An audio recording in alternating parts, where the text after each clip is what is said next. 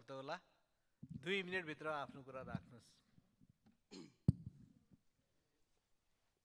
सामान्य सभामुख महोदय, प्रमुख प्रतिपक्षी दलका प्रमुख सचेतकज्यूले विषय राख्नुभयो। हिजो उहाँले संसदमा जरुरी सार्वजनिक महत्त्वको प्रस्ताव दर्ता गर्नुभएपछि उहाँले छलफल गर्नुभयो। विषय असाध्यै महत्त्वपूर्ण, संवेदनशील र सिङ्गो हाउसले पनि सरकारलाई पटक पटक अहिलेका समस्याहरू समाधान गर्नका लागि मान्य सदस्यहरूले सरकार पक्ष होस् प्रतिपक्ष होस् लगातार ध्यानाकर्षण गराइरहेकै विषय वार्ता गरी समस्याको समाधान गर, शिक्षकहरूलाई नियमित शैक्षिक गतिविधिमा जानका लागि परिस्थिति निर्माण गर। सरकारलाई यो अपिल गरेकै विषय हो। त्यही बिचमा उहाँहरूले प्रस्ताव दर्ता गर्नुभयो। उहाँहरूले छलफल पनि गर्नुभयो हामीसँग पनि सरकारसँग आवश्यक सहजीकरणको लागि। सरकारसँग आवश्यक सहजीकरणको वातावरण पनि हामीले बनायौँ। मान्य विभागीय मन्त्री शिक्षा मन्त्रीसँग समन्वय पनि गऱ्यौँ, छलफल पनि गऱ्यौँ।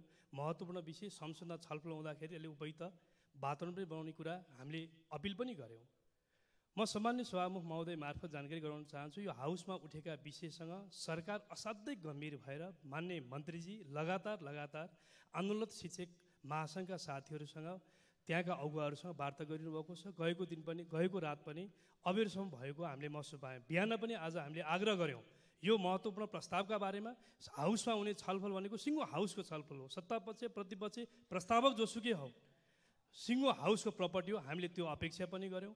आज पनि उहाँहरू लगातार वार्ताको प्रक्रियामा रहेको र सिङ्गो सदनमा उठिरहेका विषयको समाधानका प्रक्रियामा सरकार लागिरहेको त्यो हामीले पाएका छौँ, त्यो सूचना पाएका छौँ। त्यस कारणले गर्दाखेरि यो विषयमा सरकार अनुदार बनेको हो कि भन्ने जे प्रश्न छ त्यसो देखिँदैन। आजसम्म बेलुकासम्म समस्या समाधान भएर यदि चाहिँ शिक्षकहरू नियमित शैक्षिक गतिविधिमा जाने कुराले हामी सबैलाई पनि सहज गर्छ। सिङ्गो 5,14,000 विद्यार्थीहरूको उत्तर पुस्तिका जाँच्ने काम रोकिएको छ। भर्नाको अभियान प्रभावित भइरहेको छ। 21 मान्य सदस्य